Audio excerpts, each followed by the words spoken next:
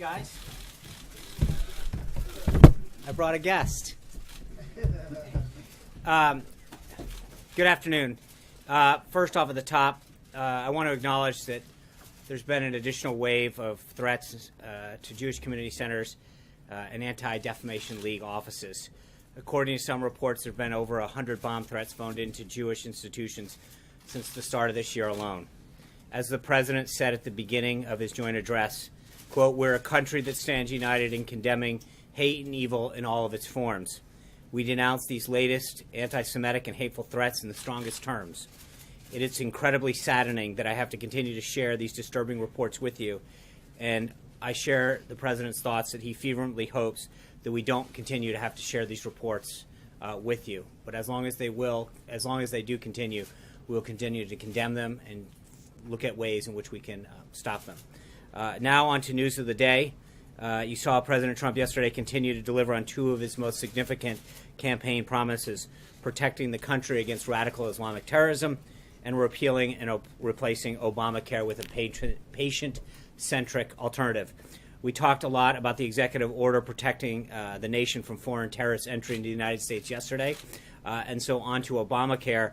I'd like to introduce the Secretary of Health and Human Services, Dr. Tom Price, to come up and talk to you a little bit about the plan to repeal and replace Obamacare. Dr. Price. Thanks, Sean. Good afternoon. First, let me just share with you what an honor it is to serve as the Secretary of Health and Human Services. I'm the third physician out of 23 individuals who've had the privilege of serving as the Secretary of Health and Human Services. And the mission at our department is to improve the health and safety and well-being of the American people. And we take that mission very, very seriously. And for many Americans right now, their ability to gain health care or health coverage is a real challenge. For most Americans, they receive their health coverage through their employer. It's about 175 million folks. Those individuals will see no significant change other than there won't be a penalty for not purchasing coverage. For the folks in the Medicare system, there will be no changes at all in the current law. But we're talking about those people in the individual and small group market, the moms and pops, the folks who run the corner grocery store, the corner cleaners. Those individuals out there are having huge challenges gaining care and gaining coverage. And then Medicaid is a program that by and large has decreased the ability for folks to gain access to care, and we want to make certain that we address that. This is about patients.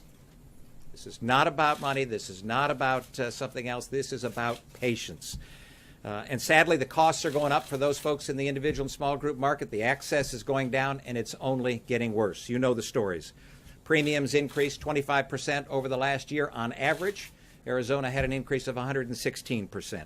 Deductibles are going up for many, many folks. If you're a mom or a dad out there and you make $40,000, $50,000, $60,000, your deductible in this market, in that individual and small group market, oftentimes is $8,000, $10,000, $12,000 a year. What that means is that you've got an insurance card, but you don't get care because you can't afford the deductible. And we know that this is happening by talking to the folks who are out there trying to provide the care. A third of the counties in the United States, 1/3 of the counties in the United States have only one insurer offering coverage on the exchange. 5 states only have one insurer offering coverage on the exchange. One insurer is not a choice. So we need to make certain that we correct that. In Tennessee this morning, it was announced that there are a number of counties that have no insurer offering coverage on the exchange. Insurers are leaving the market on the exchange. Last year, there were 232 insurers that were providing coverage, that were offering coverage on the exchange. Now there are 167. That's a loss of about 30% in 1 year alone. And all of this means that patients are not getting the care that they need. Now, the principles that we have as our guiding star are affordability. We want a system that's affordable for everybody. Accessibility. We need a system that's accessible for everybody, a system that's of the highest quality, a system that incentivizes innovation in the healthcare system, and a system that empowers patients through both transparency and accountability.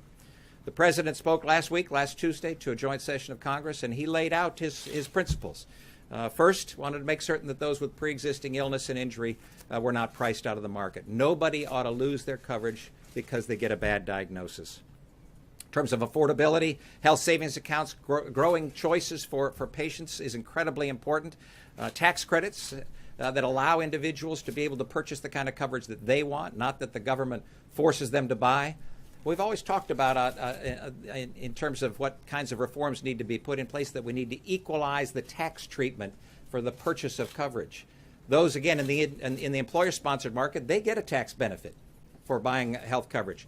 Those folks that are out there in the individual and small group market, no tax benefit. And that's what this plan would do. State flexibility. It's incredibly important that we allow the states to be the ones that are defining what health coverage is, have the flexibility, especially in the Medicaid program, to be able to respond to their vulnerable population. Lawsuit abuse, the President mentioned, and it's incredibly important. The practice of defensive medicine wastes billions and billions of dollars every single year, and we need to make certain that we're addressing that as well. The President also talked about a glide path, an appropriate transition to this new phase for health care for our country, and that's important as well, so that nobody falls through the cracks. Buying across state lines, buying insurance across state lines. The President talked about this on the campaign over and over. American people understand the common sense nature of purchasing across state lines, and it increases competition, and we need to make certain that that happens, and then addressing the incredible increase in drug prices. There are three phases of this plan. One is the bill that was introduced last evening in the House of Representatives. That's the start of all of this. Second are all the regulatory modifications and changes that can be put into place. As you all well know, the previous administration used regulations to a fare thee well. In fact, there were 192 specific rules that were put out as they relate to Obamacare, over 5,000 letters of guidance and the like. And we are going to go through every single one of those and make certain that if they help patients, then we need to continue them. If they harm patients or increase costs, then obviously they need to be addressed. And then there's other legislation that will need to be addressed that can't be done through the reconciliation process. So the goal of all of this is patient-centered health care, where patients and families and doctors are making medical decisions and not the federal government. We commend the House for the introduction of the bill yesterday, and we look forward to working with all individuals in this process. And I look forward to a few questions. Yes, sir. Secretary, you're familiar from your time in the House with the clout that conservative groups like the Club for Growth and Heritage Action have with rank and file members. What does it say about this legislation that these groups are already out with opposition to it? Well, I think that this is the beginning of the process, and we look forward to working with them and others to make certain that, again, we come up with that process that aligns with the principles that we've defined, that they actually adhere to or agree with as well, and that is that we need a system that's affordable for folks, a system that's accessible for individuals, that's of the highest quality, that incentivizes innovation, and that empowers patients. And so we look forward to working with them through this process. Secretary, Congressman Chaffetz said today that Americans may have to forego a new iPhone to pay for health care, and they'll have to kind of make these choices. Does the administration agree with that? Will Americans under this plan, will they need to maybe sacrifice other goods to pay for their health care? This is an important question because what's happening right now is that the American people are having to sacrifice in order to purchase coverage. And as I mentioned, many individuals can't afford the kind of coverage that they have right now. So they've got that insurance card, but they don't have care. What our desire is to drive down the health care costs for everybody. And the way that you do that is to increase choices for folks, increase competition, return the regulation of health care where it ought to be, which is at the state level, not at the federal level. All of these things that taken in their aggregate will in fact decrease the cost of health care and health coverage, and that will allow folks to be able to purchase the coverage that they want. Yes, sir. Thank you, Dr. Price. I have two questions for you. The first has to do with guarantees that you can make as the administration's point person on this legislation. Can you guarantee that whatever legislation emerges and makes it to the president's desk will allow individuals, if they like their doctor, they can keep their doctor? And the second guarantee is, can you also guarantee that health care premiums for individuals will come down with this new legislation? Again, a remarkably important question because, as you'll recall, the promise from the last administration was if you like your doctor, you can keep your doctor. If you like your plan, you can keep your plan. Both of those promises turned out to be not true. We think it's incredibly important for the American people to be able to select the physician and the place where they're treated themselves, that the government ought not be involved in that process. And so our goal is to absolutely to make certain that individuals have the opportunity to select their physician.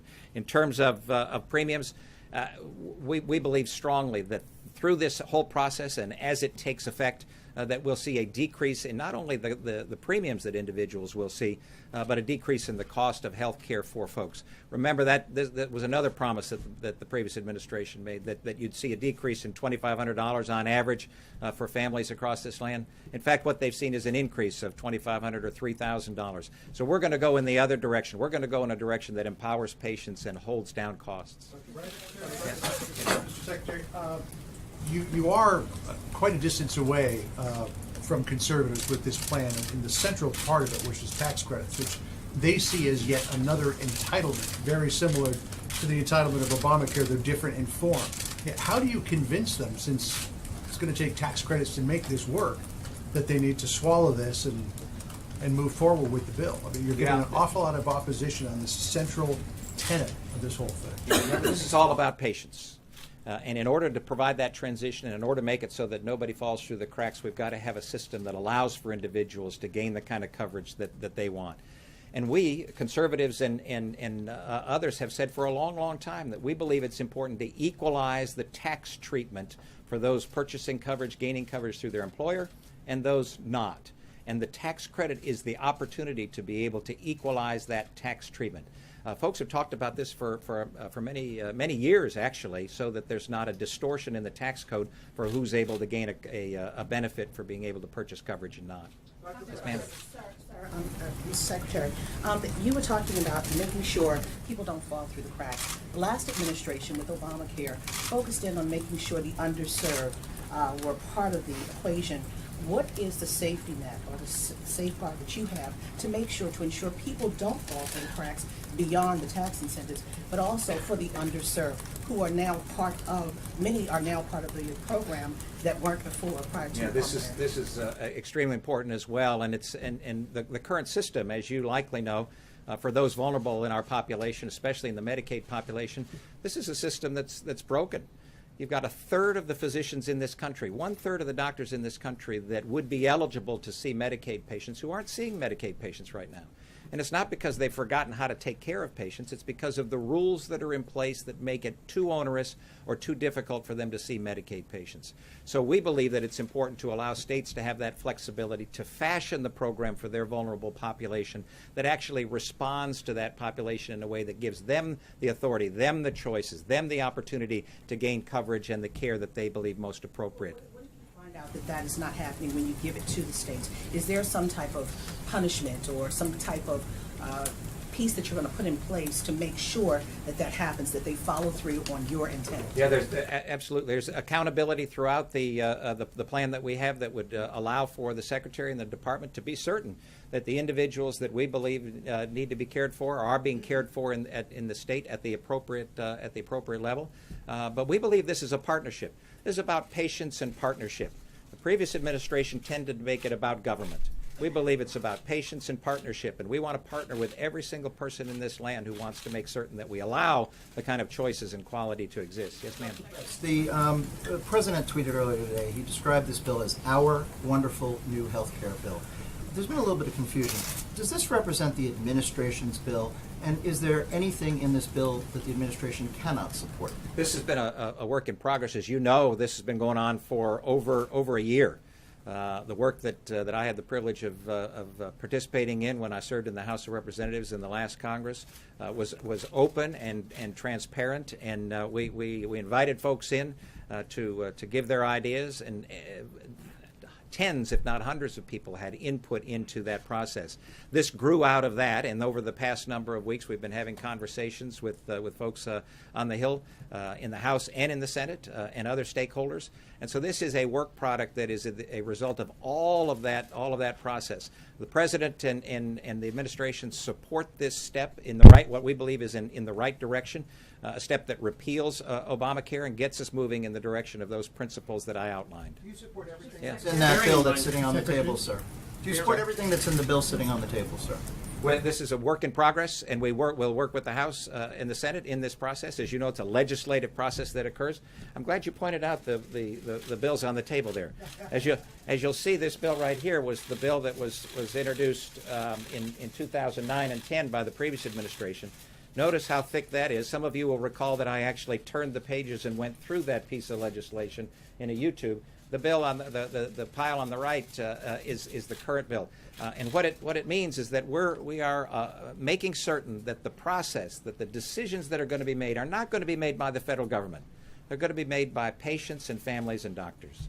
One last. Secretary, given the opposition that John and others have brought up here today, does this plan already need to be salvaged in your view, and how do you do it? Oh no! You know what happens with these things.